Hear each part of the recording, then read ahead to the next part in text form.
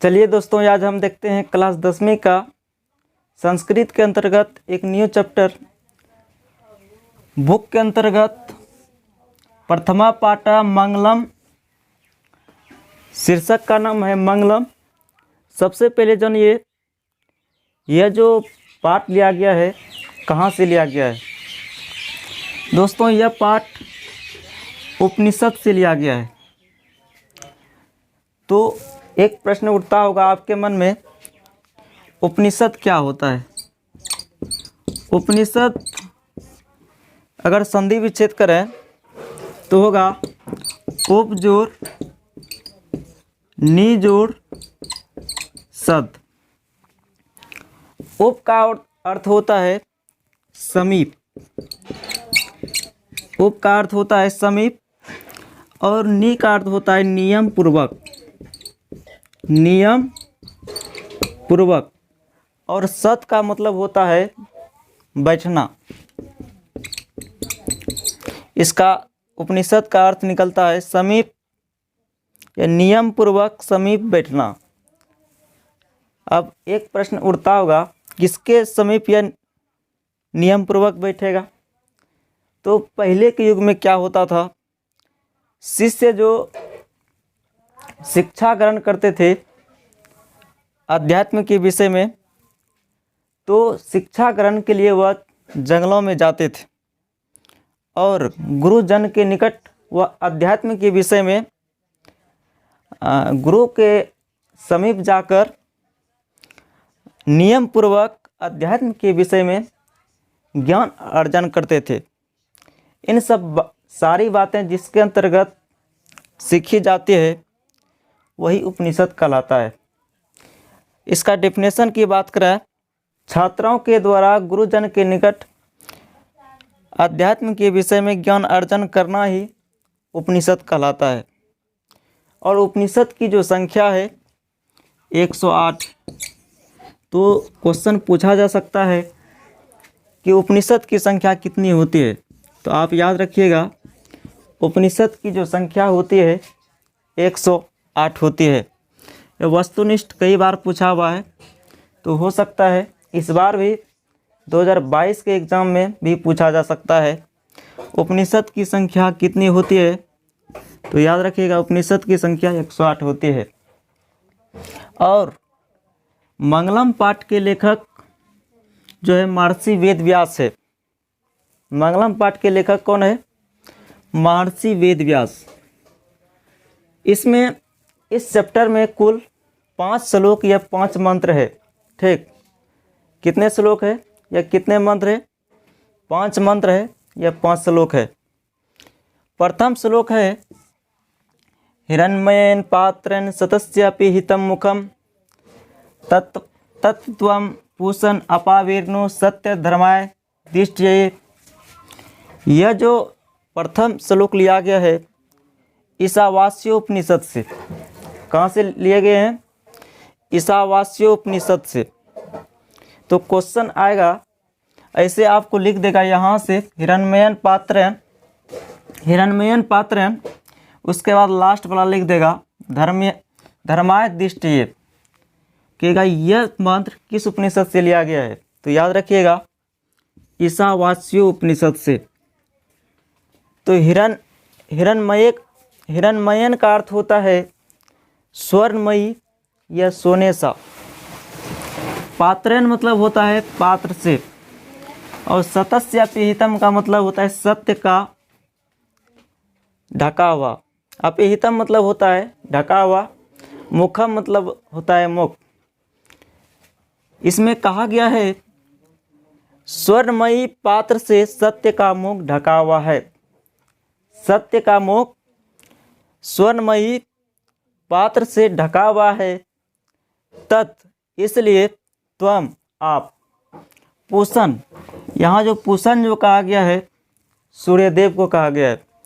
हे सूर्यदेव, इसलिए हे सूर्यदेव आप सत्य धर्माय, सत्य धर्म के दर्शन के लिए अपावीर्णु का अर्थ होता है हटा दें।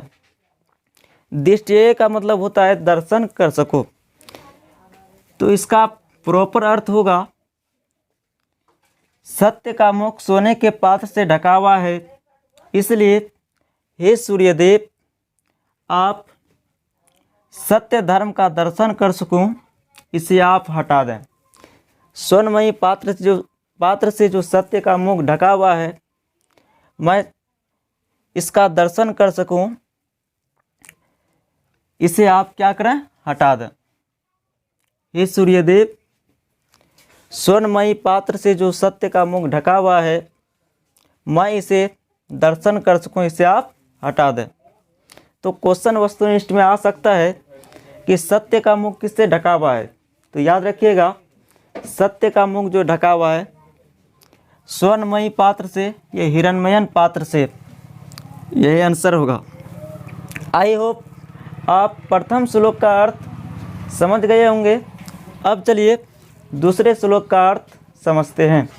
दूसरा श्लोक है अनोर अनयान महतो मह्यान आत्मस्य जंतु निहितो गुहायाम तम कर्तु पश्यति वित शोको धातु प्रसादात महिमानम आत्मना।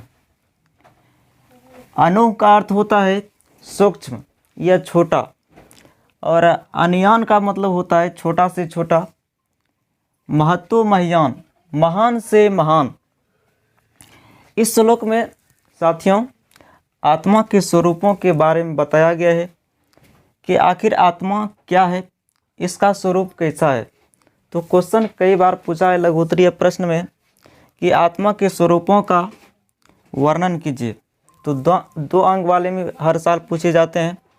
पिछले साल भी पूछा गया था, 2021 में 2020 में भी पूछा गया था। तो याद रखिएगा आत्मा के स्वरूपों की बात करेगा तो आत्मा के बारे में ही इस श्लोक में बताया गया है। आखिर आत्मा का स्वरूप कैसा होता है, आप इस श्लोक का अर्थ अगर अच्छे से समझ जाते हैं तो आप लघुत्तरीय प्रश्न का उत्तर निश्चित रूप से दे पाएंगे। तो आत्मा के बारे में बताया गया है, आत्मा जो है महान से महान और छोटा से छोटा सभी प्राणियों के हृदय रूपी गुफा में अवस्थित है या मौजूद है। तम कर्तु, तम यानी कि उसको, अकर्तु का मतलब होता है कम बुद्धि वाले, जो कम से कम जानता हो, तुच्छ बुद्धि वाले, पश्यति जानकर, वित शोको शौक रहित या दुख रहित। कम बुद्धि वाले या तुच्छ बुद्धि वाले जानकर शौक रहित हो जाते हैं।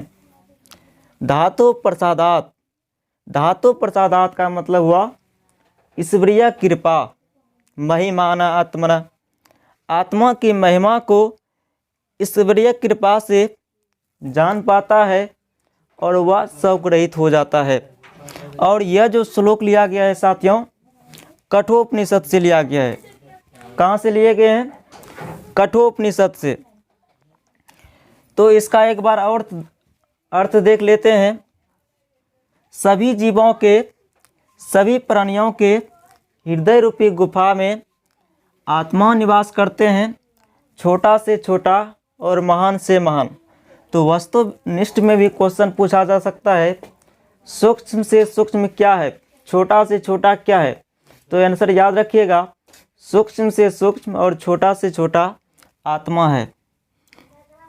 और कम बुद्धि वाले या तुच्छ बुद्धि वाले जिसको जानकर शौक रहित हो जाते हैं और आत्मा की महिमा जो है ईश्वरीय कृपा से जान पाते हैं। तो आई होप यह दूसरा श्लोक भी आपको अर्थ, दूसरा श्लोक का भी अर्थ समझ में आ गया होगा। अब तीसरा श्लोक देखते हैं। सत्यमेव जयते नानिर्तम सत्यन पंथा वीततो देवयान यन कर्मण्य ऋषियो ही आप कामा यत तत् सतस्य परम निदानम। यह जो उपनिषद लिया गया है मुंडको उपनिषद से। कहाँ से लिया गया है, मुंडको उपनिषद से। सत्यमेव, सत्यम जोड़ एव, सत्य ही जयते जीतता है, नानिर्तम झूठ या असत्य, सत्य ही जीतता है, झूठ नहीं। नौ जोर अनिर्तम, नौ जोर अनिर्तम, यानी कि अनिर्तम का मतलब होता है झूठ या असत्य। सत्य ही जीतता है, झूठ नहीं या असत्य नहीं। तो क्वेश्चन भी पूछा जाएगा, हमेशा किसकी जय होती है, किसकी विजय होती है?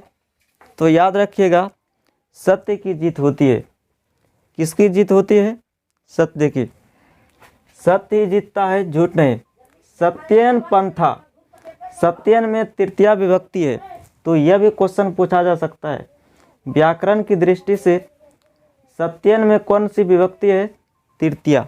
कौन सी विभक्ति है? आप लोग बालक शब्द रूप पढ़ेंगे तो उसी प्रकार सत्येन है, बालकेन, उसी प्रकार सत्येन। तो सत्येन में कौन विभक्ति? तृतीया। सत्य के द्वारा ही देवताओं तक जाने का मार्ग खुलता है या विस्तार होता है। विततो का मतलब होता है विस्तार होता है। विततो का मतलब विस्तार होता है। सत्य के द्वारा ही देवताओं तक जाने का रास्ता खुलता है, जिसका पालन करके निश्चय ही ऋषिगण काम रहित हो जाते हैं। जिसका पालन करके ऋषिगण क्या हो जाते हैं? काम रहित। यत्र तत्र, जहाँ सत्य का विशाल भंडार है, वहाँ जो है सत्य का विशाल भंडार है। यह जो उपनिषद लिया गया है, यह जो मंत्र लिया गया है, यह जो श्लोक लिया गया है, कहाँ से? मुंडको उपनिषद से, पहले ही बता चुके हैं। तो क्वेश्चन इसमें मोस्ट क्वेश्चन जो बना कि किसका हमेशा जीत होती है, किसकी जीत होती है? सत्य की। कौन हमेशा विजय होते हैं? सत्य। तो ये प्रश्न याद रखिएगा। और इस श्लोक में सत्य के स्वरूपों के बारे में बताया गया है। तो क्वेश्चन आएगा, सत्य के स्वरूपों के बारे में लिखें 2 अंक वाले में, तो आपको उत्तर दे देना है, सत्य ही जीतता है, झूठ नहीं। सत्य के द्वारा ही देवताओं तक जाने का मार्ग खुलता है, जिसका पालन करके काम ऋषिगण काम रहित हो जाते हैं। और देवता लोक में या सत्य लोक में सत्य का विशाल भंडार है। देवता लोक में सत्य का विशाल भंडार है, याद रखिएगा। अब हम चौथे श्लोक की ओर चलते हैं, अर्थात चौथे श्लोक का अर्थ समझते हैं। यथा नद्य अस्यन्दमाना समुद्रे अस्तम गच्छन्ति नाम रूपे विहाय, तथा विद्वान नाम रूपात विमुक्त प्रात परम पुरुषम उपेति दिव्यम। यह जो श्लोक लिया गया है, अर्थात यह जो मंत्र लिया गया है साथियों, मुंडको उपनिषद से। कहाँ से? मुंडको उपनिषद से।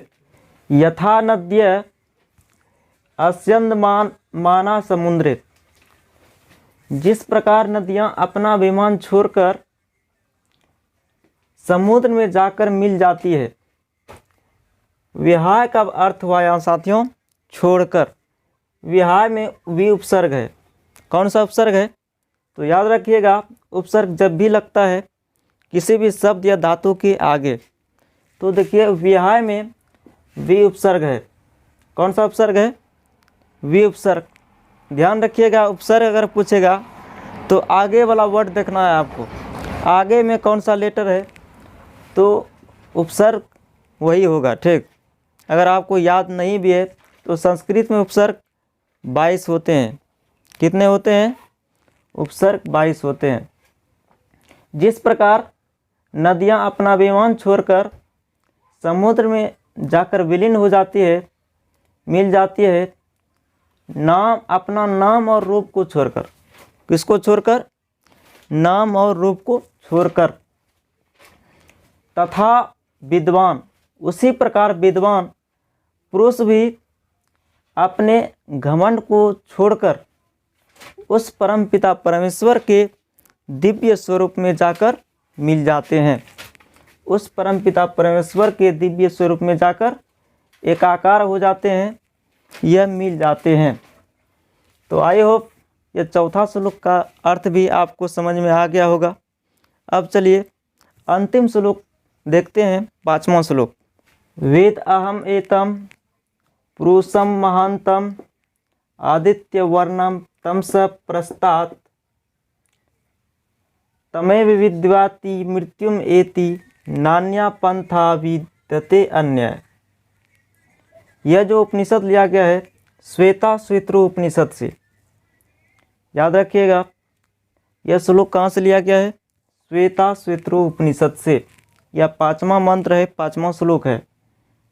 इसमें कहा गया है आदित्यम वर्णम, आदित्यम वर्णम अर्थात भगवान आदित्य जो कहा गया है भगवान सूर्य को। इसमें कहा गया है हे सूर्यदेव, आप ही अंधकार से प्रकाश की ओर ले जाने वाले वेद महान है। आप ही अंधकार से प्रकाश की ओर ले जाने वाले वेद महान है। तमेव विद्वाति, इन्हें ही जानकर मृत्यु मेति, मृत्यु से बचा जा सकता है, मृत्यु से बचा जा सकता है। नान्या पंथा, इसके सिवाय अन्य कोई रास्ता नहीं है, इसके सिवाय अन्य कोई रास्ता नहीं है। हे सूर्यदेव, आप ही अंधकार से प्रकाश की ओर ले जाने वाले वेद महान है। इन्हें ही जानकर मृत्यु से बचा जा सकता है, इसके सिवाय अन्य कोई रास्ता नहीं है। आई होप आपको ये वीडियो आपको पसंद आया होगा। हम नेक्स्ट वीडियो सेशन में दोस्तों इस पाठ के अर्थात मंगलम पाठ के महत्वपूर्ण लघु उत्तरीय प्रश्न और वस्तुनिष्ठ प्रश्न लेकर आएंगे। तब तक के लिए जय हिंद, वंदे मातरम।